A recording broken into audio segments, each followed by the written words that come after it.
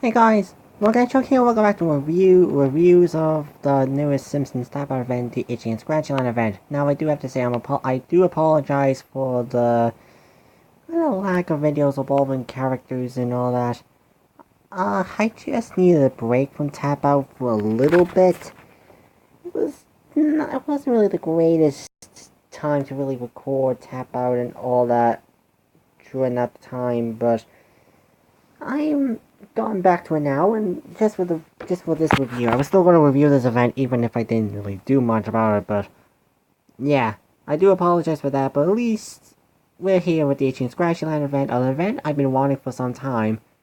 And now that it's finally here after so long, what did I really think about the event in general? Well, the main thing about this event was the removal, or at least change to Krusty Land, where now Krusty Land is no longer its own separate thing, and now it can be placed in Springfield, because even by the game admitted, after a while, the Krusty Land was kind of useless after a while. Like, even they confronted themselves that we don't really did much afterwards. I mean, after once we completed it, that's it. The Squidport was always an expansion heights, but Krusty Land was its own thing, and after a while, it just forgot about it. So that this event basically just got rid of it, but will just change it up to Springfield instead of its own separate location. And that's honestly, I honestly think that's a good thing because I barely did anything with my Krusty Land like, at all. Like, I mean, outside in the few lights, I do much with my Krusty Land. And it's good that the game kind of admitted that, yeah, there was not really much else to do with Krusty Land, just move it to. So what's the point of getting the extra space, that its own personal area anymore? So yeah, but at least they didn't remove it entirely. They did keep it, they just chill instead. So I see here a few of the roller coaster rides from there are just moved to Springfield. Kind of making it, I made it feel, make Springfield even bigger than it did with the Crossing Line place. But that's not the only thing. As well, we got the newest based off H wanted a whole event on for so long. But before we get to the characters, there's also that this event does have, and that is in the amusements, the particular rides, where you can build area of over an Itchy and Scratchy. Like here we have the Injury 500, which is a race cart area. Ooh, yeah, I can go to these other places. The log ride, which over here, biggest, like this one alone took me the longest to really make compared to each other. Like, oh, compared to the other rides, this one's probably the most busy I was ever been trying to build a whole entire roller coaster ride on. A water slide park apparently in this case. Because the main thing is you do see there that there was people riding. If you go into the buildings themselves, you can actually send the Simpsons into the area. And let's just say I make far wider this one. And I can, when I see him eventually here somewhere, you'll see that the ride still goes on, but this time instead of just regular characters, like just regular citizens, it's the Simpsons family riding them. And it's cool.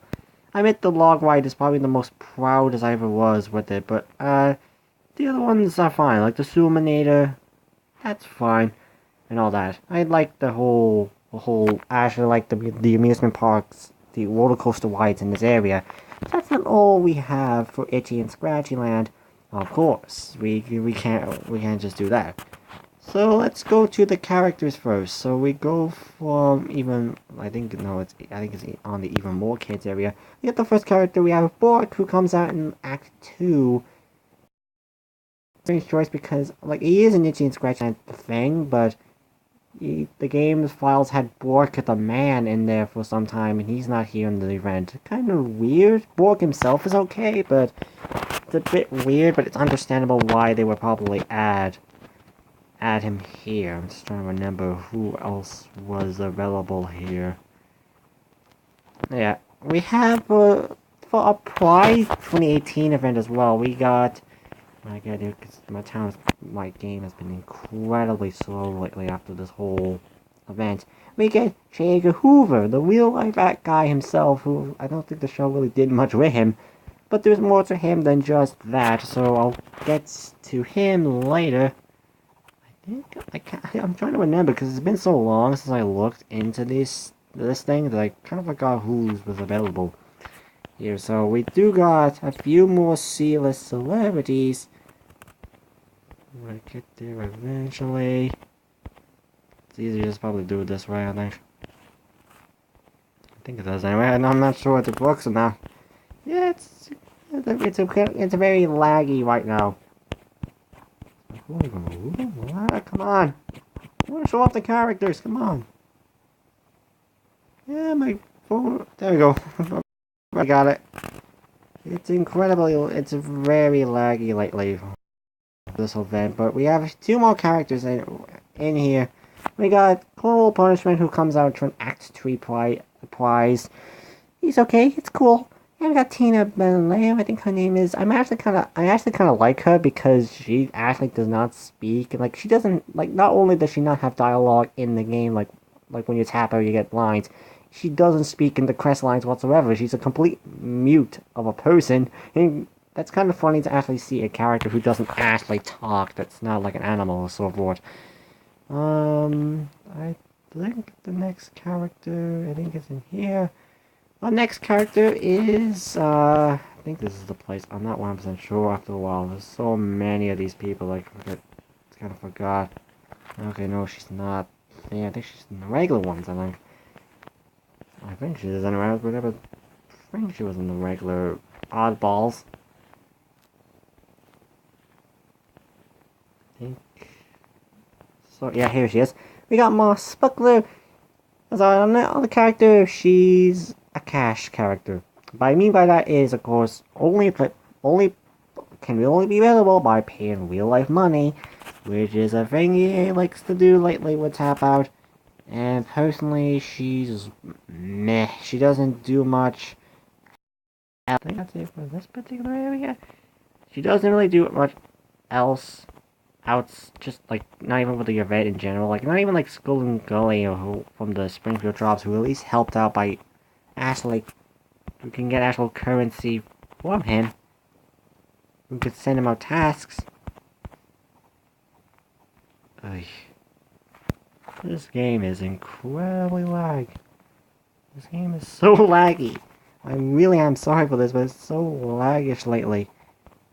But I'm getting to the last few characters and all that stuff, so I'm just going to do this way. I'm going to keep tapping the arrows until I eventually get to the Itchy and Scratchy Show collections here.